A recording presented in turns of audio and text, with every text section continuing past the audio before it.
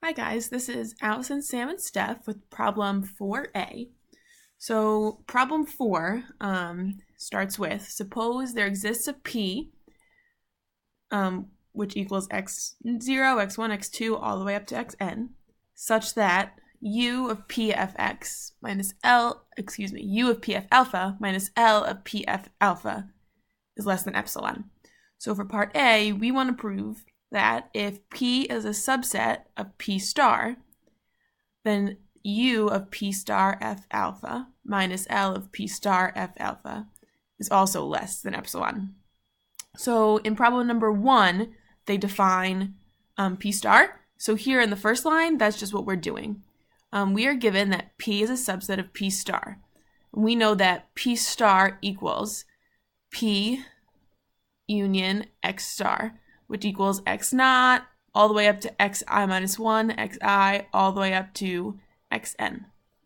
So in problem number 1, we proved that u of p star f alpha is less than or equal to u of p f alpha. So we can say that the u of p star f alpha minus L of p f alpha has to be less than or equal to u of p f alpha minus L of p f alpha, which we already know is less than epsilon by our given. Okay, so also by problem number 1, we proved that L of p f alpha is less than or equal to L of p star f alpha. So we can say that u of p star f alpha minus L of p star f alpha has to be less than or equal to u of p star f alpha minus L of p f alpha.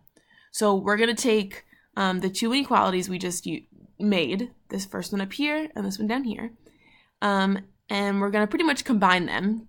So the union of p star f alpha minus L of p star f alpha is less than u of p star f alpha minus L of p star f alpha, which we know is less than or equal to the u of p f alpha minus L of p f alpha, which we are given is less than epsilon.